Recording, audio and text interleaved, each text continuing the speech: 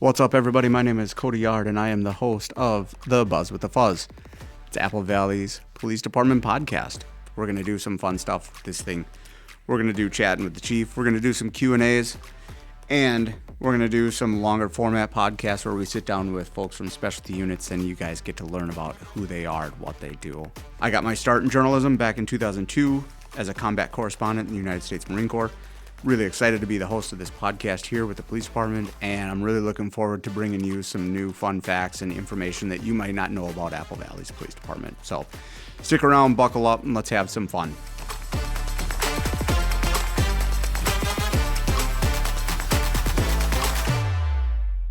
Welcome back, folks. Today I have a special guest with me. He is a longtime patrol guy here at Apple Valley Police Department. Brian, please introduce yourself.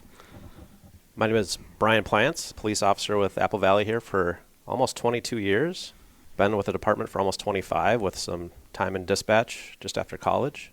Worked patrol for most of my time, but spent a number of years in the schools. I was a detective for a 1-year bike patrol field training officer, but currently working patrol. Bike patrol. We don't talk about that enough, do we? It's been on hold for a little bit and coming back soon, it sounds like.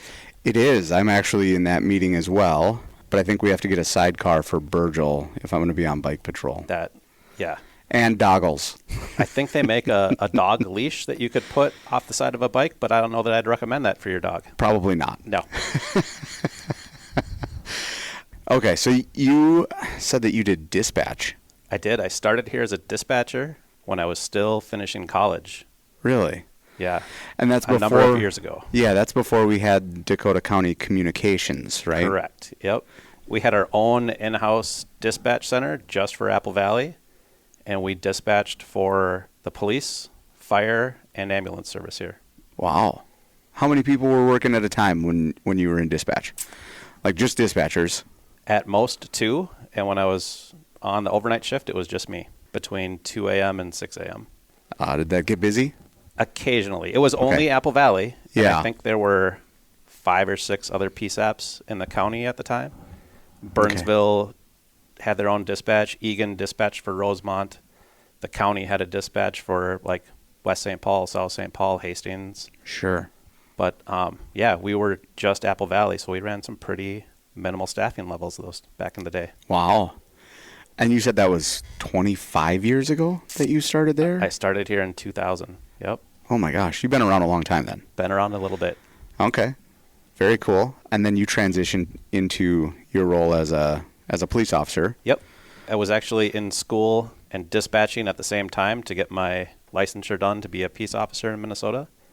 And then a spot opened up right after I finished school and transitioned over to patrol in 2003. Okay, very cool. You said you did a 1-year spot as a detective? I did a detective run around 2009. Okay. And we have a 1-year investigative spot, and I popped up there for a year and did that. Cool. And then a couple years after that, went over to work as the school liaison at Eastview for a 5-year run. Yeah. And in that time there, you got did you get the program rolling, or was it already going with the mountain bike team? It was already rolling. I missed the first couple years of the District 196 mountain bike team. Okay. Which is middle school and high school riders, boys and girls. When I started, there was probably about 25 students with all of the District 196 schools. So Egan, Eastview, Rosemont, and Apple Valley. And we had practices during the week and then 5 races throughout the weekends in the fall. Okay. Just a way to get kids out away from screens, riding bikes. Yeah. Lebanon Hills is our home trail, and we would take the kids out and coach them up to ride mountain bikes and just get out and explore the wilderness. So very cool. Been doing that for about 11 years now. Now my daughter's old enough to ride, so she's on the team too. Oh, super cool. Took a little break from it during COVID, but I'm back helping as a volunteer, pass the coaching responsibilities on to some other people. But okay, but you're still involved with the team, and yep, you do what it's called sweeping. Yeah, it's making sure that our team is up to 85 student riders now. Nice. Making sure that we have all of the supervision covered, the ratios of coaches to students, that all the kids we dump into the trails come back out. So I sweep behind and make sure there's no mechanicals or if there's crashes or things like that. But just when you get middle school and high school kids on bikes, they can be pretty fast, and you got to make sure that they don't get lost and separated and injured and things like that. So yeah, I believe they can be fast on bikes. Yeah. In fact, last year we had a couple of our riders get state championship level awards. We got some quick kids on the team for sure. Really? Mm-hmm. Wow. But it's not even about that. It's the kids that wouldn't necessarily even do another sport. They're not going to go out and maybe do other stick and ball sports like hockey and basketball. We don't have any tryouts. There's nobody that rides a bench. You show up with a bike, a helmet, and a water bottle, you're on the team. And everyone's inclusivity is a big tenet of ours. So very cool. Yeah. I mean, it shows if you're growing the program like that when you started with 25 and now you're up to 85, closer to 100. Mm-hmm. That's awesome. Yeah. It's a great outlet for the kids. It runs.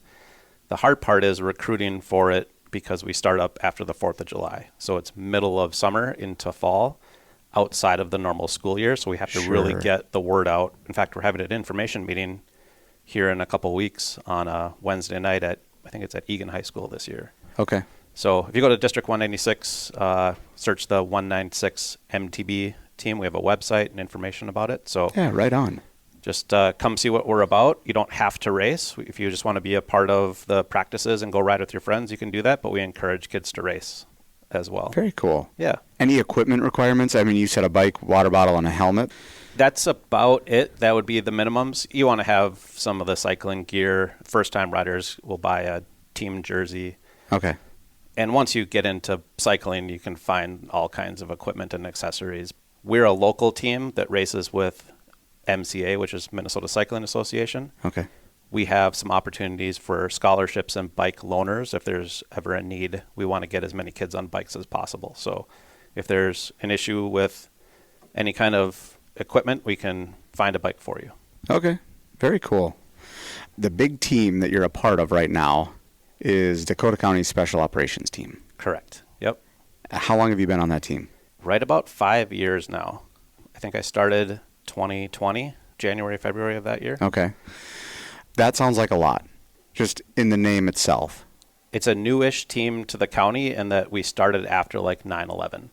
Okay. It's not been around as long as like a lot of your SWAT teams and things like that. But basically the idea was supplementing the special rescues and things that a fire department might not necessarily be able to handle individually. Yeah. So it's a group of primarily firefighters, medics, and Dakota County puts police officers on their team to go out and solve rescue problems throughout the county and the state when it comes to things like rope rescues, structural collapse, trench rescues, hazmat incidents, confined space rescues. If you've heard of things like the collapse in Surfside of the condo in Florida a couple years back, our team would be the state level team that would respond to something like that. Very cool. So completely different mission from SWAT.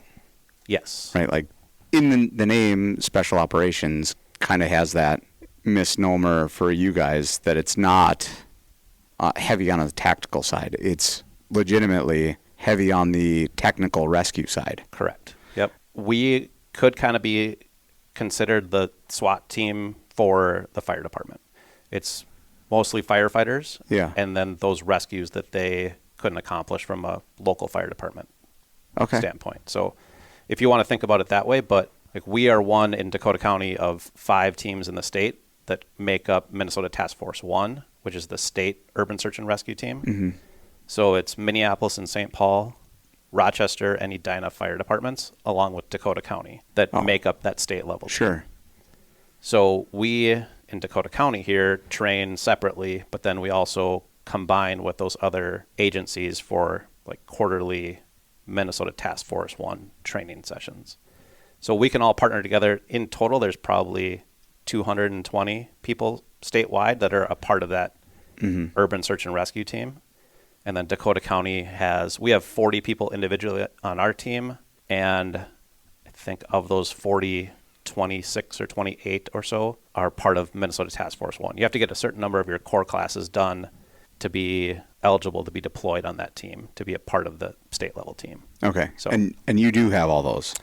It took almost a full 4 years to get all of my classes done. Each discipline that we do is about a week or up to 8 days of training. My structural collapse training was over at Volk Field in Wisconsin, and we were gone for a solid 8 days doing breaching, breaking, concrete work, crane operations, confined space breaching, jackhammers, shoring.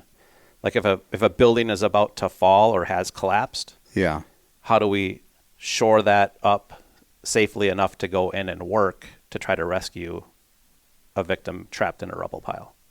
So it gets very specialized and complicated pretty quick. Yeah. That was one of the best weeks of training that I've had on the department here, to go out and just work with the tools, torches. We'll cut rebar, jackhammer concrete. We'll drill through and make a hole in the concrete so we can punch a camera through to look on the other side to see how careful we need to be to breach through that concrete to see if there's a victim on the other side. It gets really, really involved and really technical, but it's some of the best training that I've been to. It sounds super cool. It's really cool. Did I see on the schedule, don't you have something like that coming up again?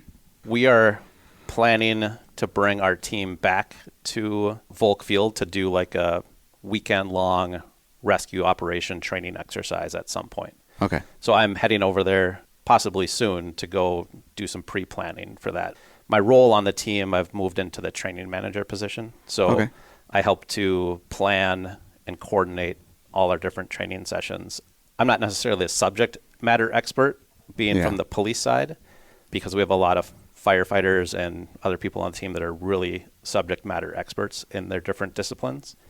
I kind of coordinate things and they run the planning of each individual training session. But yeah, we're going to go take a look at it and do some pre-planning and see what it would look like for us to respond, deploy from our trucks, work on a rescue operation, take a break at night, but then come back the next day and do probably a full day of both rescue, team building, solve a big complex problem, and then work together as a team. Because we're, like everybody else, we're a fairly new team. We've hired probably close to half of our team is new in the last couple of years. So it's a good kind of training operation, team building, bonding exercise for us. So, okay, cool. Yeah. You said crane operator. Did you get to run any heavy equipment? We don't run the crane, but part of what we would do if there were a pancake collapse of a building similar to Surfside is we have connections to crane operators, and we would be in the field setting anchors and estimating the size and the weight of a concrete slab, setting those anchors, connecting it to the crane, and then using the hand signals to communicate with the crane operator to pick up and delayer a collapse so that we could start to work our way down to find victims and effect rescues from there. My guess is that to estimate the size of a concrete slab, it's all math. Yeah. Yes. Yep. We have a operations guide book that we follow, and there's a little bit of math to it, but it's nothing super complicated. It's just the area of the slab and multiply it out and pass that information on to the cranes. The cranes have a lot of safety protocol in them with the computers and things like that. But the big part is us being able to work on the slab and communicate with those hand signals to the operator to know when to pick up and move and where to go and things like that. Sure, that makes sense. Yeah. Huh. You said trench rescue? Tell us about that. Trenches are really pretty common in our world around here. And now that I've been on this team driving around and looking at companies that are digging and putting in utilities or repairing utilities or things like that, I see it all the time, and I never thought about it before joining the team. There's some videos out there of collapses of trenches and companies that are digging. A lot of private companies kind of skip some steps in the trying to make things faster and more efficient so it costs them less money. But putting in trench boxes and safety protocol takes time, where if they hop into a trench that they just dug to hook up a utility quick can entrap somebody pretty fast, like faster than you could ever react to it. And the weight of soil, especially if it's wet or saturated, can quickly turn into a recovery instead of a rescue. So I worry about it driving by and looking at somebody's hard hat helmet as they're shoulder deep in a trench digging away, it could be a problem. So we do trench rescues. We've had a couple in the history of our team. We had one that we went up to Bloomington and assisted with. It was more of a recovery, probably about 3 or 4 years ago now. And it was a private homeowner who was trying to repair a septic field in the back of his home to save some money, which as a homeowner you can do. However, he'd skipped some steps and got into some trouble. So that we have a whole system of struts and strong backs and things that we would put into a trench to secure the walls horizontally as opposed to vertically that you would in a building that you're trying to hold up. Yeah.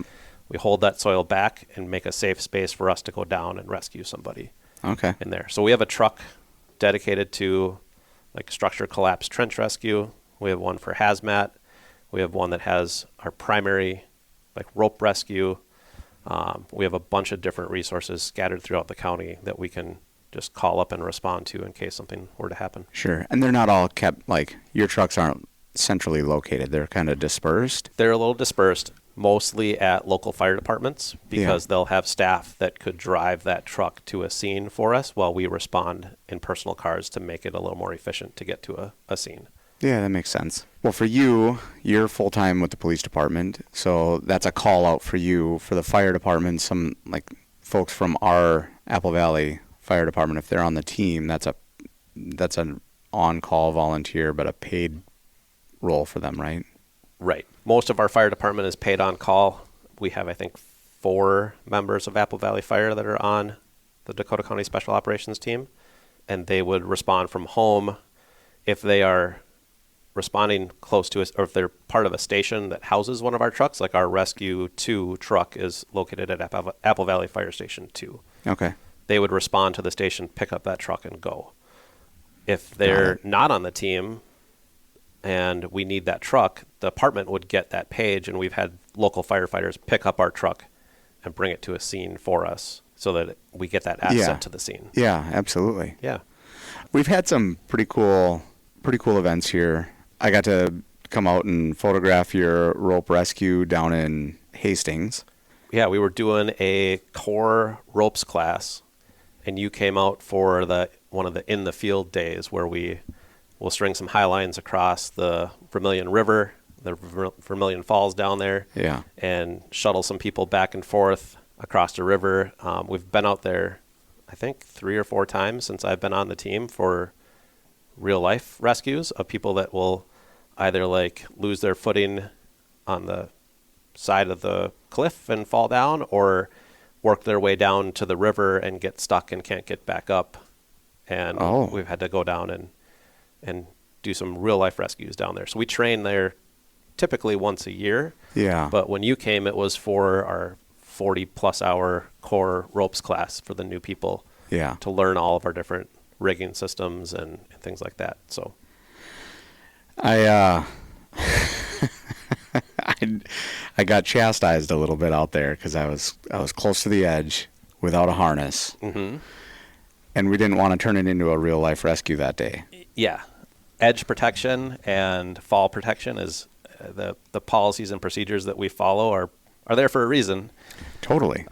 So we have harnesses on. We'll clip off onto a stable source so that we don't get too close to the edge and can operate safely next to a big cliff like that. So that's a 40-hour, your ropes course, the core course is a 40-hour class. Well, it ends up being a little more than that because we'll have a test out day. We have another one set up for this spring. We're going to use both a fire station for some indoor training, go back out to the falls, and then I think we're actually going to go to an industrial site as well to be off like a tower or a grain bin kind of thing, because we'll do grain bin rescues as a part of that. Yeah. Which fortunately has been a little less frequent lately. There was some legislation changes probably about 5 or 6 years ago where farmers and industry in that field where you have a grain bin or a silo, they have to have rope systems on because we would get people that would get trapped into grain bins. We had a rescue in Farmington. I remember my predecessor, Sean McKnight, who was a detective here, was one of the original members on the team. I took over after he left. They were on a grain bin rescue in Farmington for an extended period of time with a trapped worker that fell in between or in the grain bin and got trapped in there. So, yeah, I remember. So growing up in southern Minnesota, farmland everywhere, I remember hearing about those, and farmers just, I mean, it turns into a recovery pretty quick with those as well, depending on how deep that grain is. Yeah, it sure can. Especially those are pretty common. If I remember correctly, they're more common in the spring when they're getting in to try to. It develops that shelf in there. Yeah, like a crust on the top. Yep, and they go in and they try to break that crust and they fall through. Correct. Stuff you just don't think about. You don't realize like how quickly that can, because it's a grain bin, so there's nothing to grab a hold of. It's just smooth metal on the inside except for the rivets. Yep. Holding it together. So. Yep. We had several of those happen in Minnesota. I remember like a couple summers in a row, and then they made some legislative changes that helped make sure bring awareness to the farmers, like be on a harness, have a rope system there, be tied in before you try to go in and break up that crust layer on top of the grain. You've also been involved in some other significant area searches recently. We can talk about them if you want. We don't have to. The one that sticks out for me was just this last year, right? Cannon Falls? Yep. My role on the task force, I've moved into the search division. So when we look at our operations on the state level team, we have rescue specialists, we have medical specialists, we have doctors on the team, physicians that come in, we have structural engineers, just a whole host of people that can come in and work on a rescue problem. The area that I chose to specialize in was the search division. So we have cameras, we have listening devices, we have all these different things to help detect somebody in a rubble pile or help to look for somebody. So on a collapse, we have those specialized tools, but then that's also transitioned into wide area searches for missing people. My role on the team now is, as a search manager, is to help to plan those search areas, run the software. We'll put people from our team out into the field running a line of like 10 searchers in a row, bookended by 2 of our people on GPS devices. So they will get their assigned search area, they can see it on their device and walk out to it because I've mapped out the area that I need them to search. And then they go from just methodically walking the line with all the usually public safety personnel. Sometimes they've been big enough where we've used the public to do it as well, just to walk on foot, have boots on the ground to look for people that have gone missing. The awareness is getting out there with our public safety partners where they are using us more and more to just, instead of just having local police department or a local fire department just go out and walk a field, we can map it all out and see exactly what it looks like and make sure that we've covered all the areas that we need to. Yeah. So, yeah, we've had quite a few over the last few years, and it's worked out really well to be able to have that software and that data and make sure we're covering all of our bases on a search like that. Right. I would assume that has come a long way since the inception or the more availability of GPS mapping software, where the searches have gotten much more methodical and much more thorough. They were probably just as thorough back in the day, but it was off of paper maps. So it's the efficiency at which we can draw a map and lay out an area to search just becomes a lot more efficient. We were still out walking the line. You can probably pinpoint a little bit better the boundaries of those search areas. But before I joined the team many years ago, you would show up to command, pick up a paper map, go out into the field, and using either landmarks or if there was GPS or things like that, figure out where you needed to search. Now we can see it fed back to us live in the command post and see where people are starting and stopping their tracks and can really get an idea of the progression of that search much better. Okay. So that makes sense. One of the big searches that we helped out with on our task force level, but same kind of idea as what we've done for the local searches, is we went down to Winona and helped with the Madeleine Albright case with the missing woman who ultimately her partner, father of her children, was just recently convicted of killing her. Oh. So our task force went down there and we had, I don't even remember how many miles and miles of county road to walk with, I think we had 2 different full days of a couple hundred volunteer searchers to go out and look for that missing person. So wow. To be able to manage all of that data, and we were probably running 25 squads a day with 10 people on each one, going out and walking county roads and looking for evidence related to that case. Really? So they get to be big operations. We've also done smaller targeted searches in local parks and things like that, farm fields and things, but it's worked out really well. That sounds pretty cool. And it sounds like it's a pretty organized team.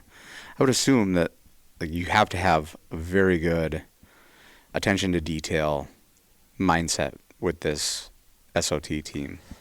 The thing that I've learned on this team compared to what we do in the police service is the preparation and coordination and training ahead of time makes you much more successful in your operations when you're talking about larger scale incidents like that.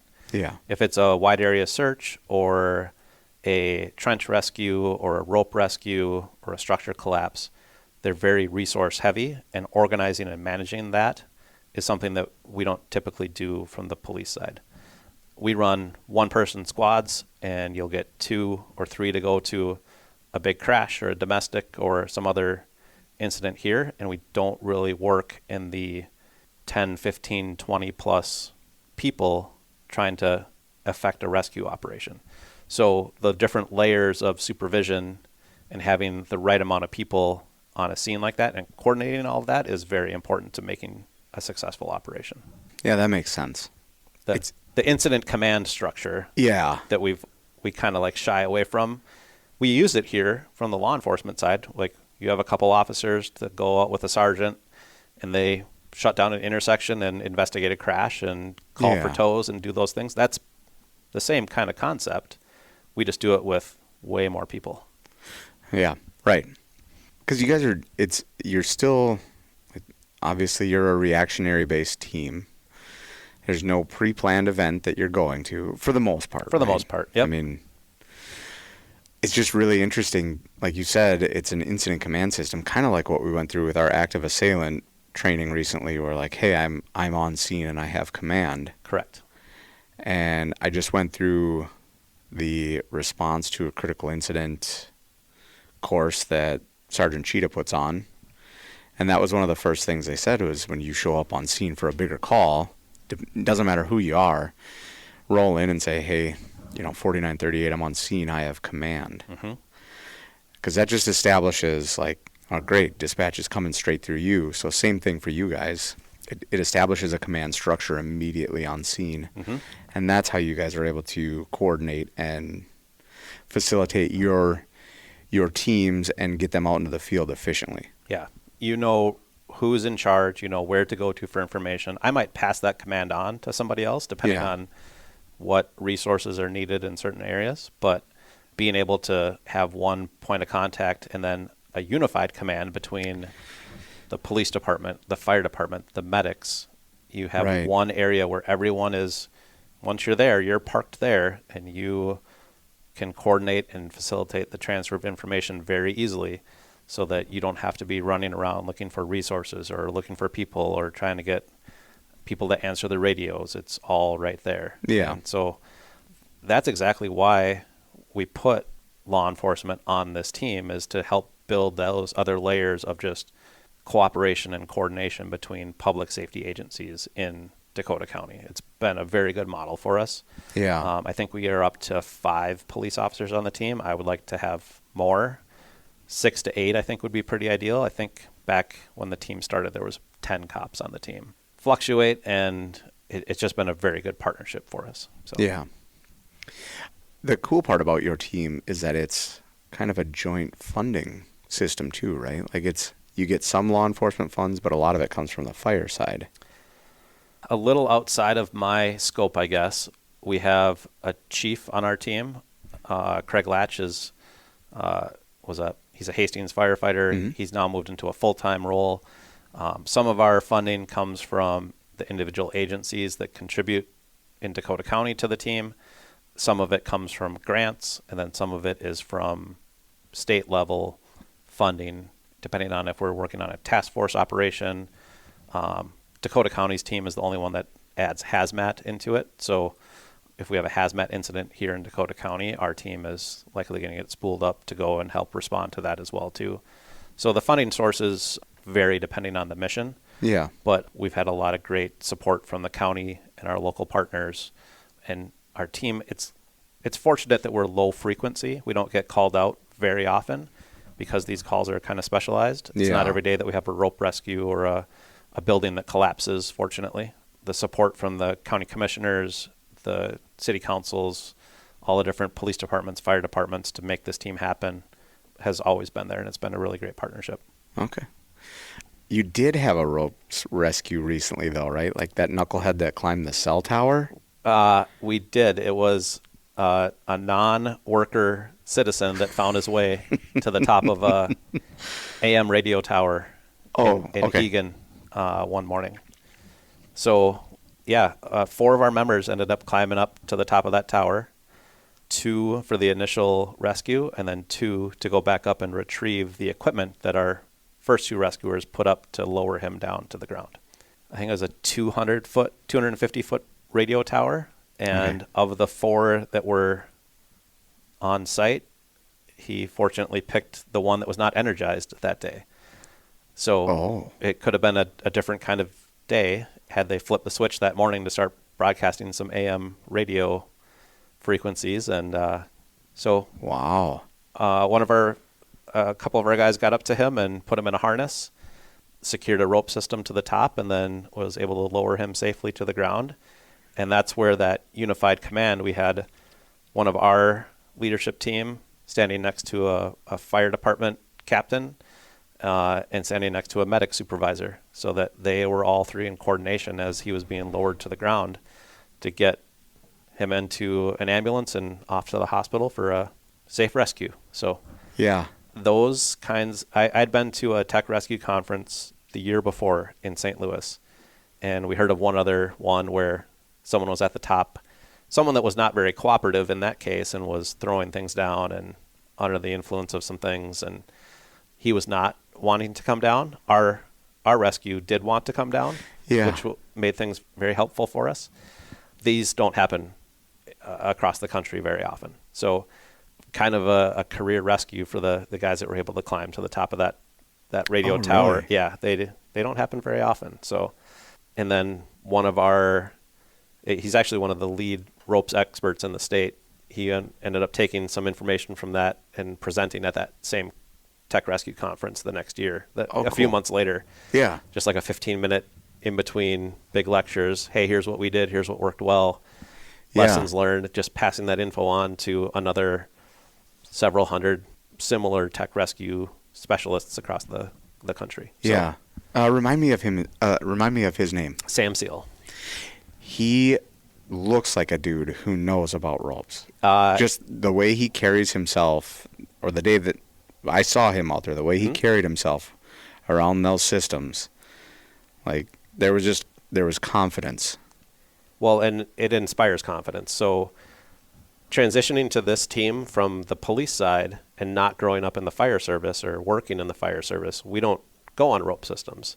Yeah. But when I took his class, he knows everything forward, backward, left, and right, and can spit back numbers and pounds and like all the different things about every rope system that we have. And you just go, well, I trust that he knows his stuff. Like, I don't have any concerns that what we're going to do is safe here. And so it made it really, really easy for me to pick that up and run with it because he is so knowledgeable about it. And he was the lead rescuer on that case and kind of the feather in his cap of a continued productive career. But what an impressive way to go up and show off your skills. And he just did an outstanding job. So it was very cool. Yeah, it was a very cool deal. Huh. You said hazmat. Mm-hmm. So we have, and I remember this must be 11 years ago now when we had the truck that got turned onto its side here, 42 in Johnny Cake area. There was a tanker truck that was laying on its side. Okay. That's something you guys would respond to. A spill of a hazardous material over Yeah. a certain number of gallons, we would, like, if there's a spill at a gas station, Right. a local fire department can handle that. But if a tanker truck were to tip over, or there be some sort of release, or we have the tank farm here in Apple Valley that I've toured as a part of the team, we would be a part of a response like that. In fact, we just had hazmat training last month, and we brought in Homeland Security, did some radiological, they brought in some sources, and we had all of our testers like the Geiger counter and all that kind of stuff to respond to a potential hazmat release, and they are in charge of or would respond to the safety when it comes to the nuclear power plants Okay. in the state here. So we had a full day. It was probably way too much information to try to process in one day. It's normally Yeah. a 3-day class, but we are all trained. Our ultimate goal is to get to the technician level for hazmat, and I just finished that class last fall. So you and I, as a patrol officer, we're at Yeah. the awareness level. Most local fire departments train to the operations level, where they could come in, recognize a spill, assist with a kind of bigger command, but do some damming, diking, diverting of any kind of hazmat release, like a gas spill or propane or things like that. And then at the technician level, we would come in and actually go in and try to stop a leak. So getting dressed up into the plastic suits, the level A's, the level B's, going on Sure. air, whether it's the refinery or some other big hazmat sources around here, we would potentially go in and railroad cars, stuff like Yeah. that, and try to stop a leak. Okay. We just had one last month or the month before. Yeah, I was going to ask about that. That was on Highway 52. Yeah. There was a little, I don't even know if it was a break or some sort of failure in a propane line that was leaving the refinery.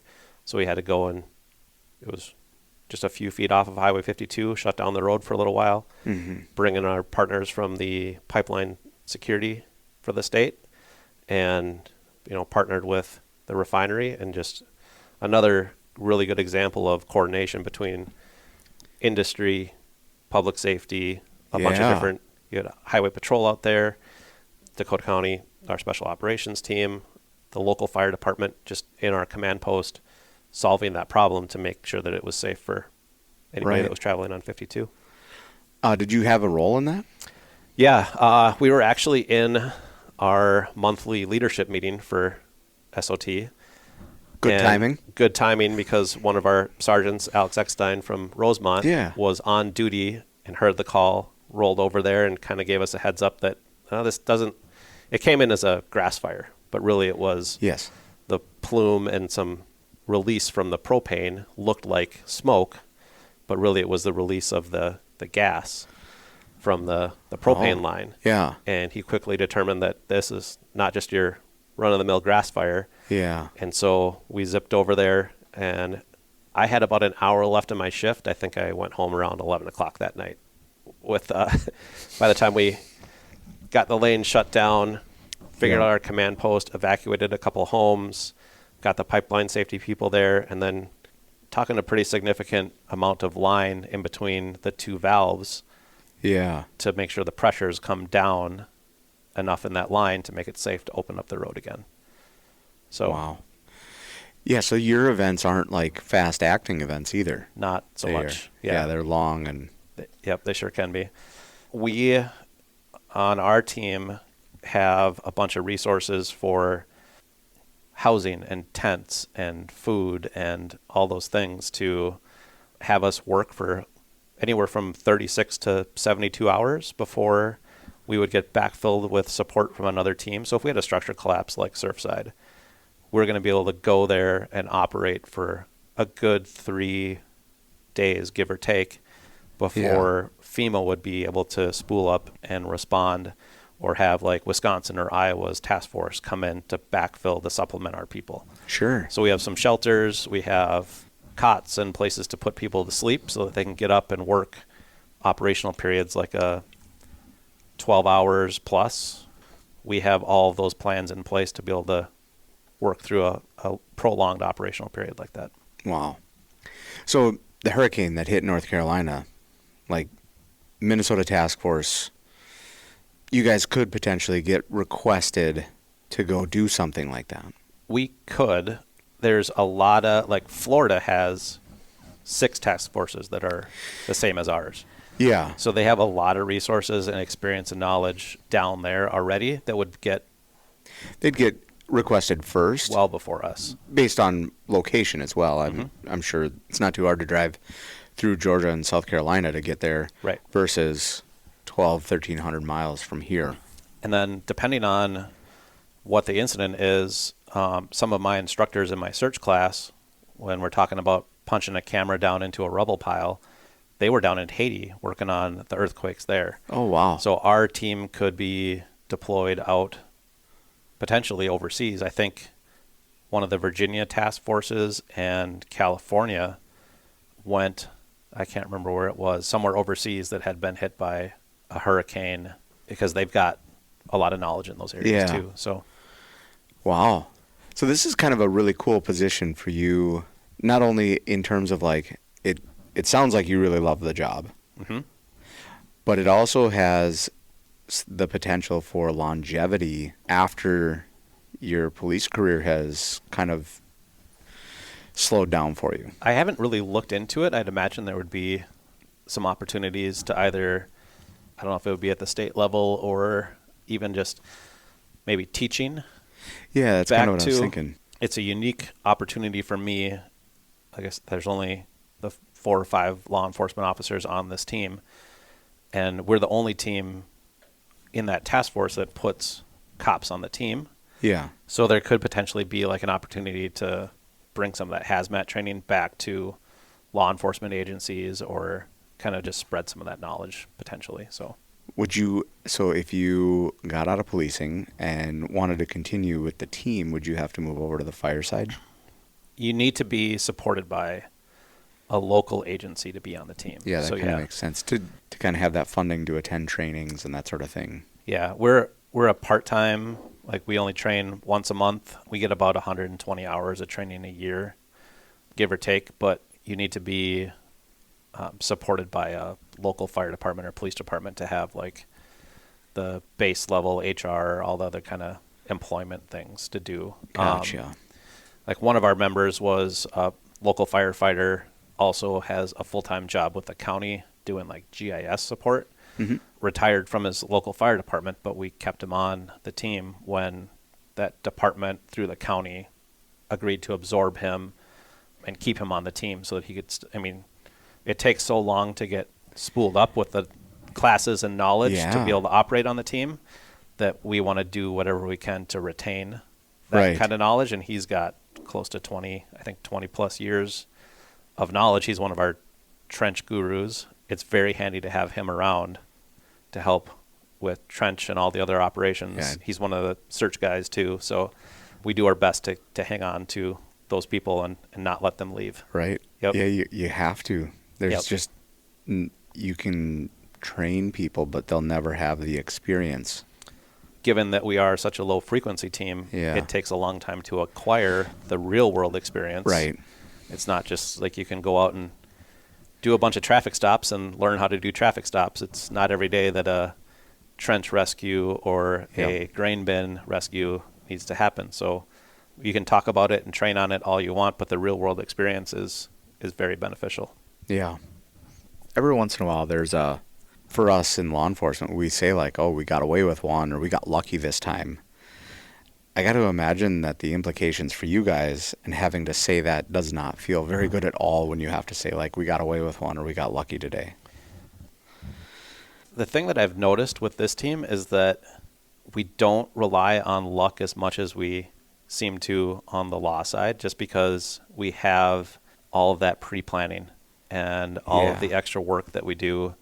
Some of the wide area searches that we've done, like people have just kind of gone off the map and gone off the radar for a couple days and popped back up again. That happened just the other day where someone just tuned out of social media for a few days and went for a walk and showed back up. So good for them. That was good.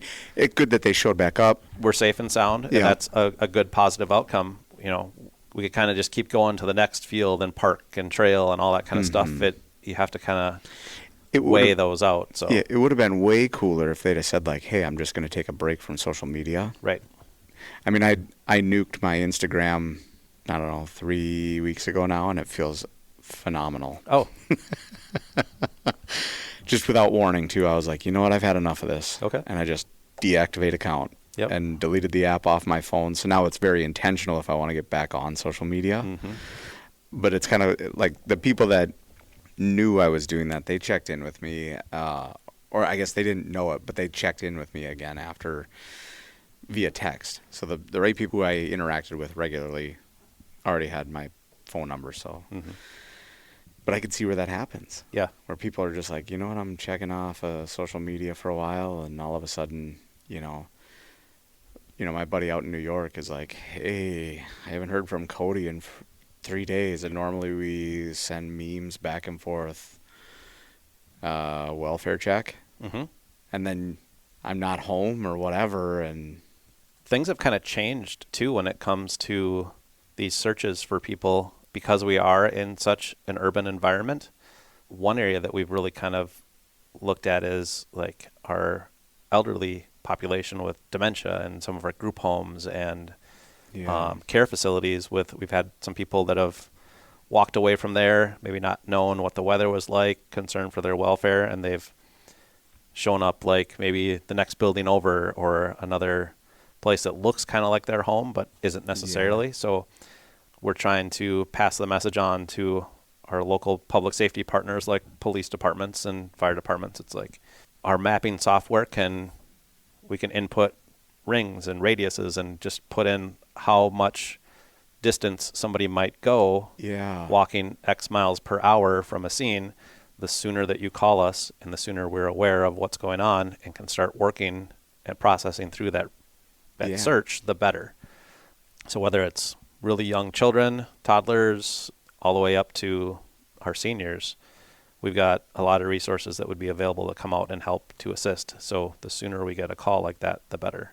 That's really interesting. Just last night we had a young boy who had, wandered off, Mm-hmm. and we all went, okay, where do we start looking, right? So like, Mm-hmm. how far can a child under the age of 10 travel in a half hour? Right.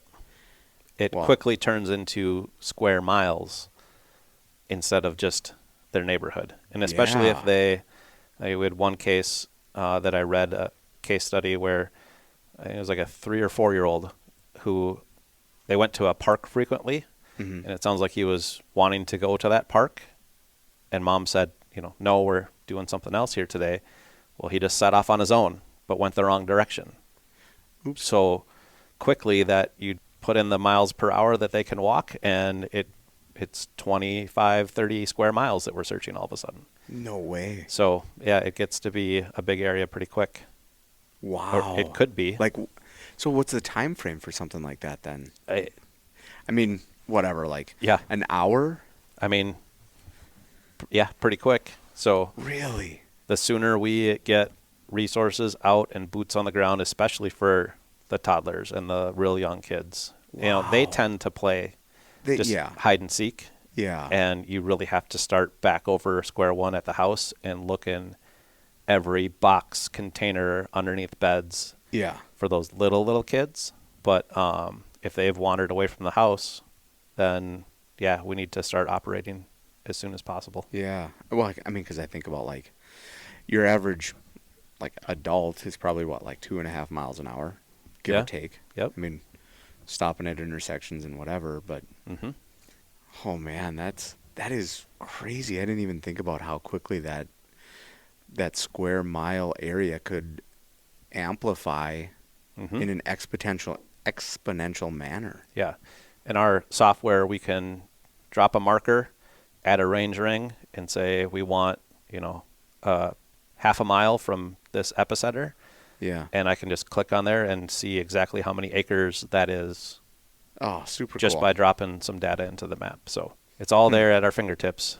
And then it inputs GIS data and topography and weather from weather stations. It's all very sophisticated. It's a lot more advanced than the paper maps that we handed out years ago. Yeah. So it's very cool. maybe this is kind of a thing, but I got to ask. So now that you've been on the SOT team for quite a while, is it required that all of your accoutrements be Milwaukee brand?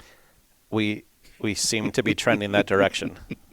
I'm noticing your Milwaukee coffee cup here. Yep, this was a gift, but it does have the little pack out lock on the bottom of it. Sure. And I have the base for it. I'm trying to figure out a way to get our fleet maintenance to mount that base in my squad car so that when I'm driving around, screw it in I can just lock it in and I don't have to worry about it flying around my cruiser. So well, I mean, they do have cup holders now. The Durangos do. Oh yeah, I don't drive a Durango. Yeah, no, our Explorers still have like a metal ring that this doesn't fit in there. It goes in my duty bag.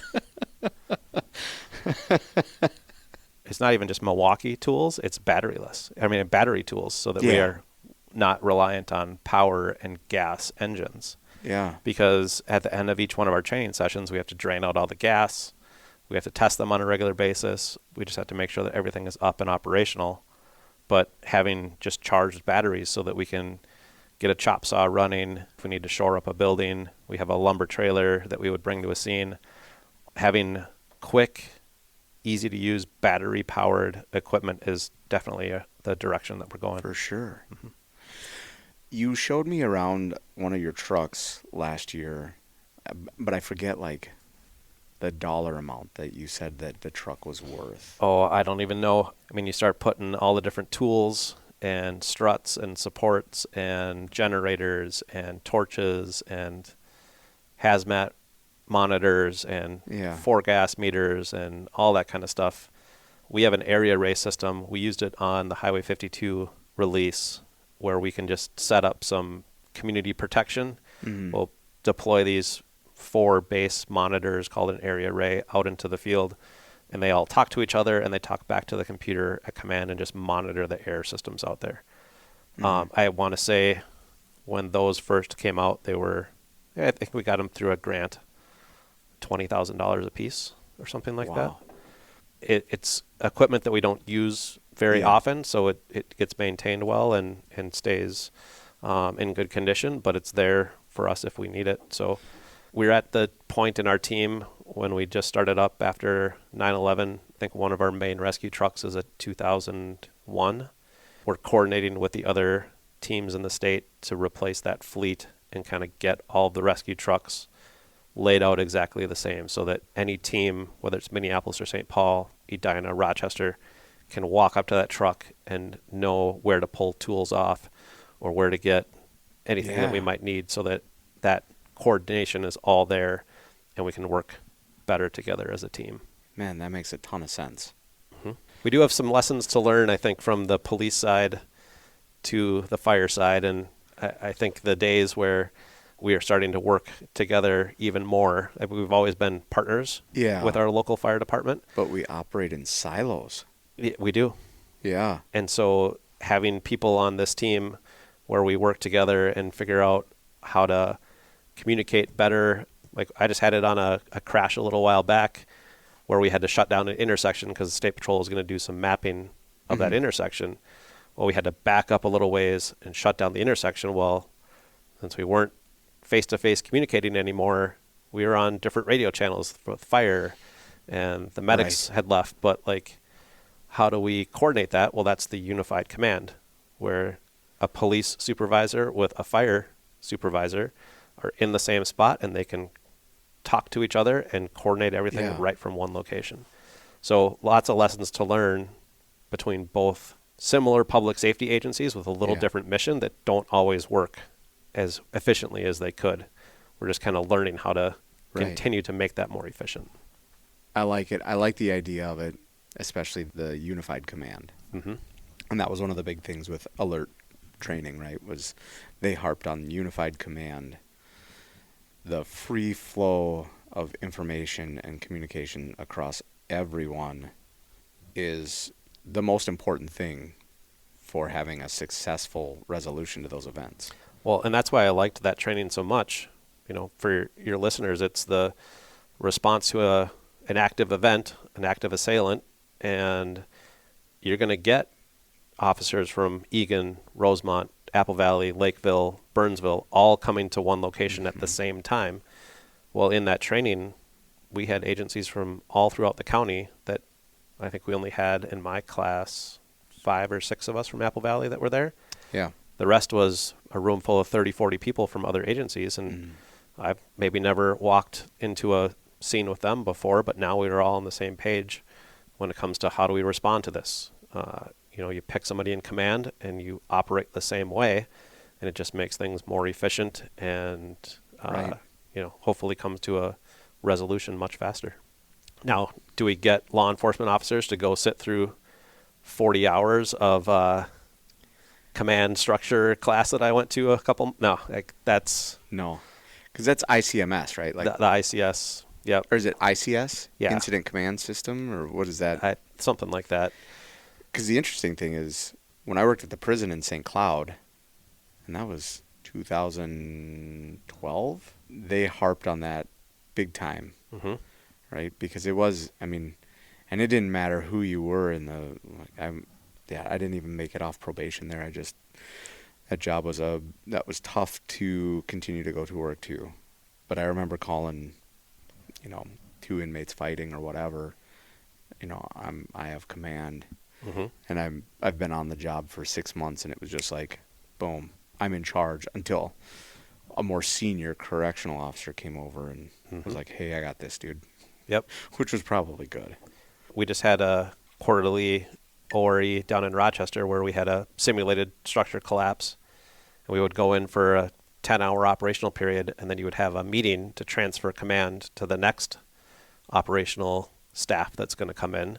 So you have to pass on the information. You have to give an update as to where you are in rescue operations, what needs to be done, projecting ahead, needing logistics and tools and food and shelter and all of those different layers of a multi-day operation. All the information is there. The structure is there. We just don't see it in our day-to-day jobs or practice it. But I remember in our ICS class, they showed one of the big flow charts of all the different agencies that worked on the oil release down in the Gulf years ago, and all the different agencies that were working on that and the different layers of safety and environment and logistics. And it turned into like the biggest spread of people and resources that they'd ever seen in ICS before. Really? And they put that up on the board, and it was just enormous. It was really cool to see. Yeah, I'm thinking about, like, when it gets that big, do you have another layer of unified command, or is it just... Well, that was a months, if not year-long operation. Yeah. So when they finally put it all together, it was just an enormous deal. So, yeah. Anything we haven't talked about that you want to cover?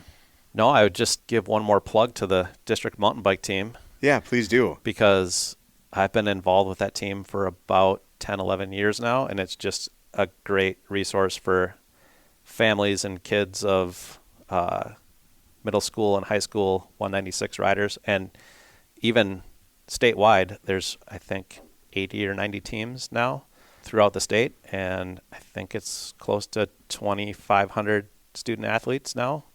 The first year that they had races, I think there was 150 kids that raced, and it's exploded statewide.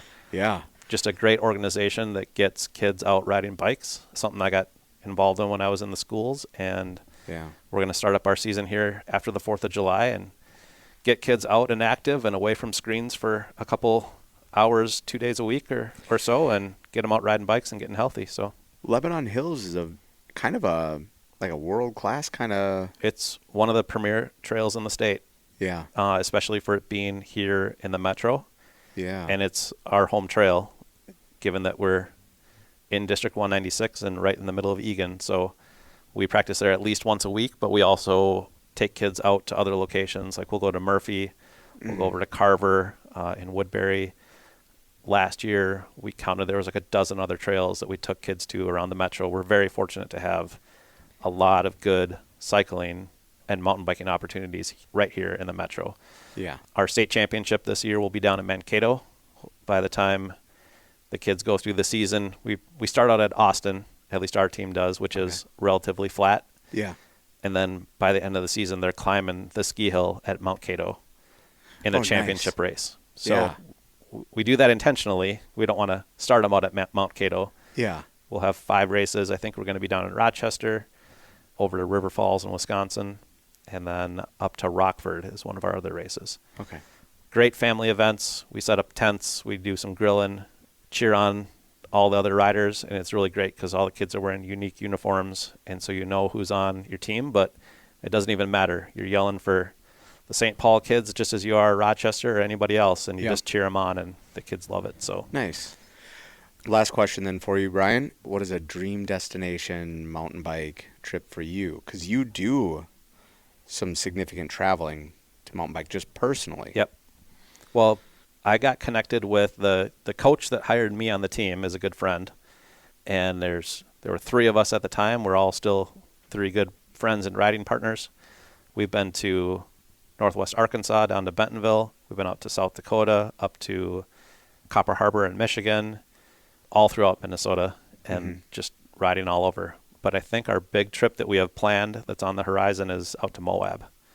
We just need to figure out a way to get, and it falls back to logistics and pre-planning, right? Like, we got to figure out how to get a truck out there. It's a 24, 26-hour drive if you were to drive it straight, and there's no real good airport close by.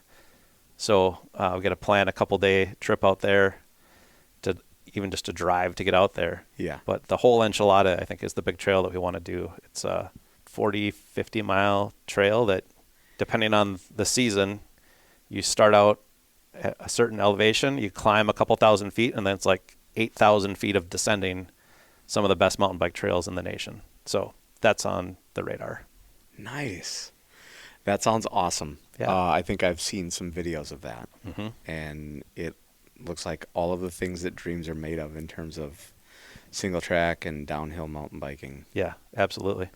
So, well, thank you very much for coming on. I appreciate your time today. I know I'm stealing you away from patrol, and hopefully your shift partners are not cranky about you hanging out with me. Nah, I think we got it today. We got some extra staff on, and I appreciate the opportunity to come in and talk about SOT. It's not something that, again, we get used very often, but we do a lot of training and work in the background, and the important part is if you need us, we're there. We're on call 24 hours a day and available to respond, and that's what we love to do. So we're looking forward to continuing to partner with other agencies in the county and do some more training and be ready should something pop up. But fingers crossed, we don't need to get used.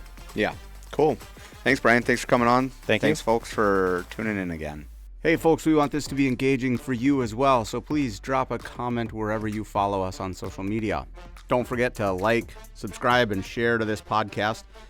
Tell your friends, tell your family. We'd like to get this out to as many people as possible. We want people to know who the police officers of Apple Valley are. If you have questions or comments, something you'd like to hear about, reach out to us. Let us know. We'd love to hear from you. We'd love to address some of those topics that you guys have questions about as well. We look forward to having you back next time.